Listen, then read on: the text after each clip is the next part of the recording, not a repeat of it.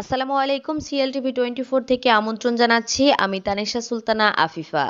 ৩২ নং আন্দরকিল্লা ওয়ার্ড বিএনপির উদ্যোগে দুস্থ অসহায় মানুষের মাঝে ইফতার বিতরণ। সংগ্রামী আহ্বায়ক জননেতা আলহাজ এরশাদুল্লাহ,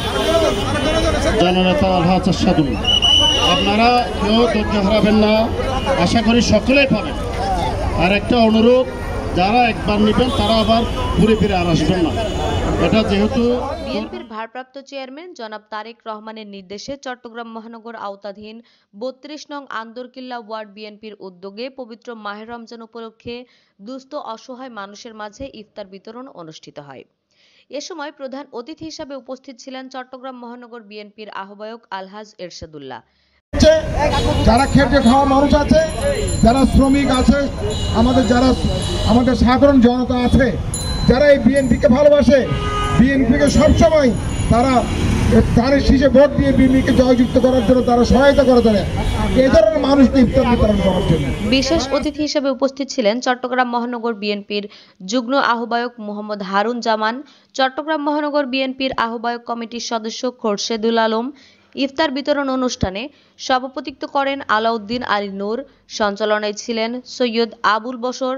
এছাড়াও আরও বক্তব্য রাখেন ওসমান গনি, কলিমুদ্দিন চৌধুরী, জসিমউদ্দিন খান, ওয়াকিল আহমেদ, জসিমউদ্দিন সাগর, আলী আসগর, মোহাম্মদ কামাল, মাহমুদ আলী, মোহাম্মদ জুয়েল সহ আরও অনেক নেতৃবৃন্দ। দুস্থ অসহায় মানুষের মাঝে ইফতার বিতরণকালে প্রধান অতিথি আলহাজ এরশাদুল্লাহ বলেন, বিএনপির ভারপ্রাপ্ত চেয়ারম্যান তারেক রহমান জনগণের সুখে দুঃখে সবসময় পাশে থাকার প্রতিশ্রুতি দিয়েছেন। তারই ধারাবাহিকতায় রমজান মাসব্যাপী দুস্থ অসহায় ও পথচারী রোজাদারদের মাঝে ইফতারি বিতরণ কর্মসূচি চলছে। তিনি আরও বলেন, পবিত্র মাহে রমজান সিয়াম সাধনার মাস। এই মাসে সমগ্র মুসলিম উম্মাহ পরম করুণাময় আল্লাহর সন্তুষ্টিতে ইবাদত বন্দেগী করেন। সারাদিন রোজা রেখে সামর্থ্যবান মানুষেরা ভালো মানের ইফতার গ্রহণ করতে পারলেও সমাজের সুবিধাবঞ্চিত ও মানুষেরা নানা কষ্টে থাকেন। যদিও লোকলজ্জার ভয়ে কেউ হয়তো তা প্রকাশ করেন না। আমরা আমাদের নেতা তারেক রহমানের নির্দেশে মাসব্যাপী আমাদের সামর্থ্য অনুযায়ী আপনাদের পাশে থাকার চেষ্টা করব। এবার যে সিদ্ধান্ত নিয়েছে সেই সিদ্ধান্ত হচ্ছে একটি ঐতিহাসিক সিদ্ধান্ত।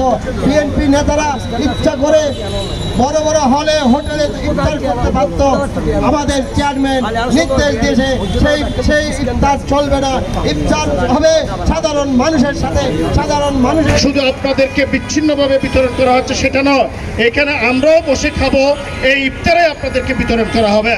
এবং এখানে যিনি এসেছেন প্রধান অতিথি হিসেবে, উনি আপনারা অনেকে চিনবেন যে চট্টগ্রামের খ্যাতিমান পরিবারের সন্তান, বিশিষ্ট শিল্পপতি আলহাজ এরশাদুল্লাহ সাহেব।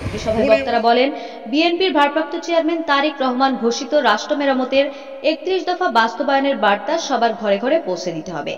আগামী নির্বাচনে জনগণের রায়ে বিএনপি দেশ পরিচালনার দায়িত্ব পেলে 31 দফা বাস্তবায়নের মাধ্যমে জনগণের আশা আকাঙ্ক্ষার প্রতিফলন ঘটাবে। পাশাপাশি জনগণের অর্থনৈতিক মুক্তির লক্ষ্যে কার্যকর ব্যবস্থা গ্রহণ করবে। ফ্যাসিস্ট আওয়ামী সরকারের কারণে বিএনপির হাজার হাজার নেতাকর্মী কারা নির্যাতন সহ মামলার আসামি হয়েছিলেন, তবুও তারেক জিয়ার আদর্শকে ধারণ করে কেউ পিছপা কখনো হয়নি। বক্তারা আরো বলেন, তারেক রহমান বলেছেন, মিছিলের শেষের কর্মীকেও মূল্যায়ন করা হবে। আগামীতে মহানগর থানা, ওয়ার্ড ও ইউনিট সেগুলোতে ত্যাগীদের প্রাধান্য দেওয়া হবে বলে বক্তারা জানান।